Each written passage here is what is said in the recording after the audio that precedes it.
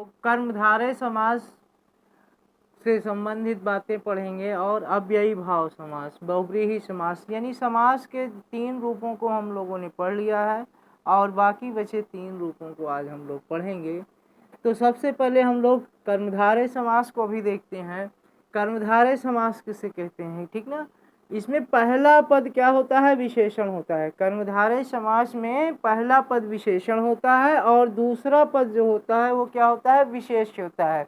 यानी जिस सामासिक पद में पहला पद विशेषण हो और दूसरा पद विशेष्य हो उसे हम क्या कहते हैं, कर्मधारय समास कहते हैं। जैसे यहाँ पर देखो लाल किला लिखा हुआ है, क्या, लाल किला, लाल किला है ना, इसको अलग अलग करेंगे तो ये प्रथम पद लाल हो जाएगा और द्वितीय पद जो हो जाएगा वो किला हो जाएगा, अर्थात लाल है जो किला, ठीक ना। ऐसे पीतांबर को देखते हैं, क्या, पीतांबर, पीत धन अंबर है, पीला है जो अंबर, क्या, पीला है जो अंबर, अर्थात यहाँ अंबर जो है वो दूसरा पद है, अंबर विशेष है और इसकी विशेषता ये प्रथम पद बता रहा है। कौन, अंबर यानी कपड़ा, अंबर मतलब वसन या कपड़ा होता है या वस्त्र होता है, किस रंग का है, पीले रंग का है, ठीक ना। तो पहला पद जो होगा वो विशेषण होगा और दूसरा पद जो होगा वो विशेष्य होगा, इस बात का ध्यान रखिएगा, ठीक ना। फिर बात करते हैं बहुव्रीहि समास की, क्या, बहुव्रीहि समास। इन समास में दोनों पद में कोई पद प्रधान नहीं होता, क्या, ये ध्यान देने वाली बात है कि बहुव्रीहि समास जो होता है उसमें दोनों पदों में कोई पद प्रधान नहीं होता, बल्कि अन्य पद, तीसरा कोई दूसरा अन्य पद जो है वो प्रधान होता है।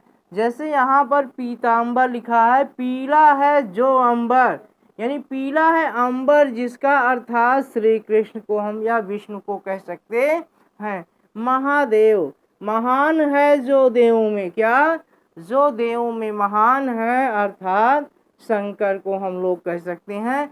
यहाँ महान, महान और देव इन दोनों के अलावा तीसरा शब्द आ रहा है, इसी तरह से दशानन बन जाएगा, 10 है आनंद जिसके, अर्थात रावण हो जाएगा, ठीक ना। अब फिर अगले समास की तरफ चलते हैं, अव्ययी भाव समास। अव्यय का मतलब ही होता है जिसमें कुछ व्यय ना हो, ठीक ना। अव्यय को क्या कहते हैं, अविकारी शब्द, क्या, अविकारी शब्द वे शब्द हैं जिसमें कुछ व्यय या परिवर्तन ना हो। तो इसमें जो होता है वो प्रथम पद प्रधान होता है, क्या, प्रथम पद, अव्ययी भाव समास का प्रथम पद जो है वो प्रधान होता है, द्वितीय पद जो होता है वो गौड़ होता है और प्रथम पद जो होता है ना वो अव्यय होता है, क्या होता है, अव्यय होता है, ठीक ना। वही अव्यय पद प्रधान भी होता है, उसे हम क्या करते हैं, प्रधान।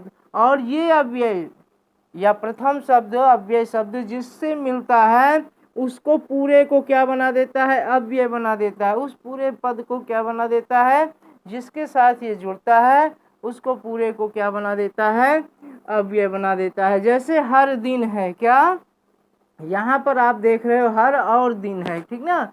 हर मतलब क्या हुआ, प्रत्येक दिन, हर दिन, हर लगा हुआ है दिन के आगे और ये हर जो है वो क्या है, प्रत्यय शब्द है, अव्यय शब्द है, अव्यय शब्द है, क्या है, अव्यय शब्द है, ठीक ना।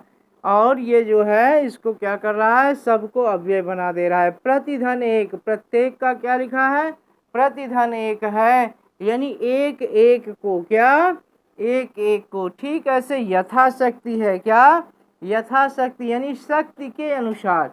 यथा जो है वो अव्यय शब्द है और शक्ति के पहले जुड़ा हुआ है, इसलिए ये पूरा यथाशक्ति को क्या करता है, अव्यय बना देता है। ठीक ऐसे प्रतिदिन है, क्या, प्रति अव्यय शब्द है जो दिन से पहले जुड़ा हुआ है, यानी ये प्रथम शब्द है और ये द्वितीय पद या शब्द है और ये दूसरे शब्द से पहले जुड़ करके इस पूरे को अव्यय बना देता है। ठीक ऐसे आजीवन है, क्या है, आजीवन है, आ जो है वो अव्यय शब्द है, जीवन के आगे जुड़ करके इस पूरे को यानी आजीवन को क्या कर रहा है, अव्यय बना देता है। ठीक ऐसे यथा विधि है, विधि के अनुसार, विधि से पहले यथा, यथा शब्द जो है वो यह पद जो है वो क्या है, अव्यय है। और जिसके साथ यानी विधि के साथ ये जुड़ा है तो इसको पूरे को क्या कर दे रहा है, अव्यय बना देता है।